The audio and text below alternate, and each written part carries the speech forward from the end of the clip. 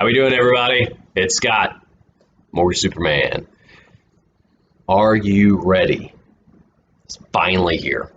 Episode 1, the lender.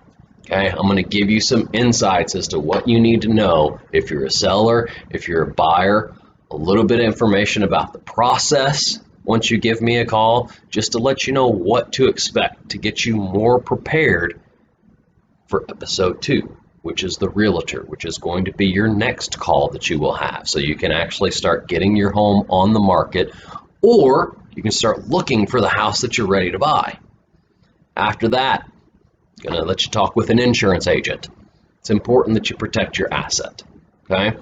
After that, episode 4 is going to be the inspector. All right. 90% of the time, whether you're buying or selling a house, there's going to be an inspection done on it.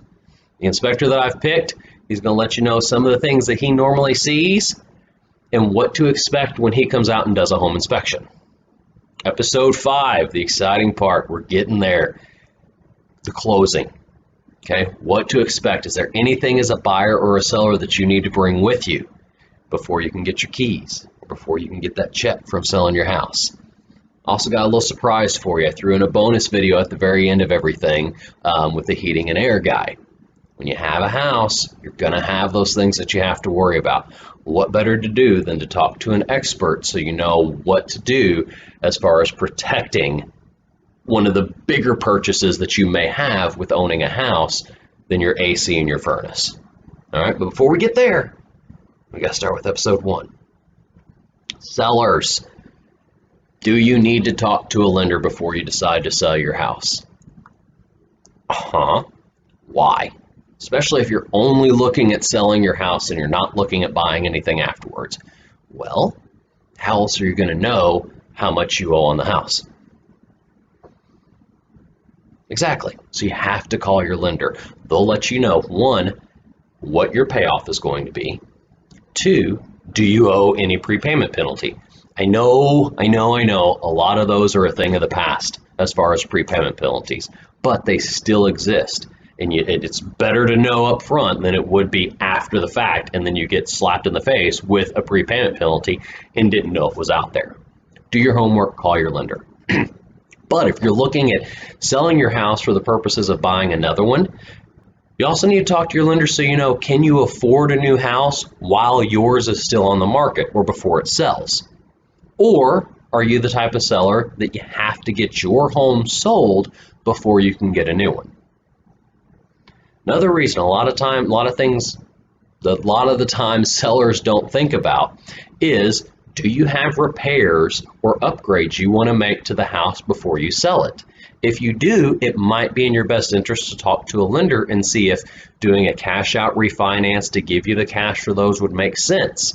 Is it still going to be feasible to do, and then turn around and sell your house and still make sure you're getting the profit that you need and want in order to put that towards the purchase of a new house?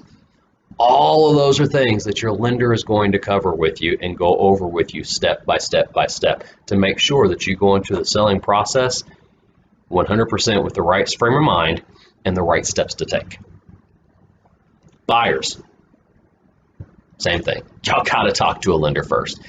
Again, 90% of the time, guess what's one of the first questions your realtor is going to ask you? Have you talked to a lender? Are you pre-qualified or are you pre-approved? The reason they ask that is because they need to know what exactly you can buy, because the last thing you want to do is show you everything from a $60,000 home up to a $500,000 home if you only qualify for $200,000 home. You know, it's one of those things that you don't want to go into buying a house either looking at just houses all over the place when what you're looking for fits into this box. That's what they're there to do. They're there to find the home that matches your specific needs and specific purchase price that you're looking for.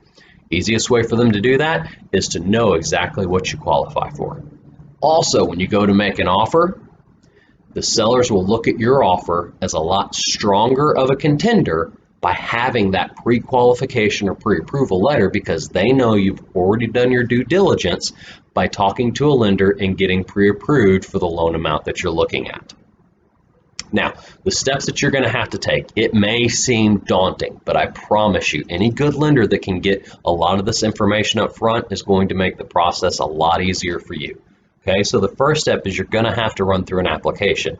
It includes getting all of your personal information as far as where you live, where you work, social, dates of birth, income amounts, all of that, so we can get a full picture of what's going on, up to including taking a look at your credit. If you're planning on putting a down payment, be prepared to provide bank statements because that money has to be sourced, which means it has to show that it's sitting in your bank account ready to use. Now, there's a lot of different loan types, and we don't have the time to get into all that, but there's other ways that you can come up with down payments. Any questions, please contact me. But after that, we will have to get things like pay stubs, tax returns, W-2s. All of that helps us build this nice, pretty picture as to why you are a strong candidate. Credit, income, character, capacity, all of that. So when we send it to underwriters in this nice, pretty wrapped box, they have no questions. They have no other answers except for you're approved. It makes it easier for you. Okay? But once you get to that step, once you get ready, call your lender. Would I love for everybody to call me? Absolutely. Absolutely. I'd love to be busy enough to get, that many phone calls all the time. But look, if you don't call me, call your lender. Either way, that's the first place you have to start if you want to get this process going and you want the process to run smoothly. I appreciate your time, and hopefully I will see you guys next on episode 2. Have a good one.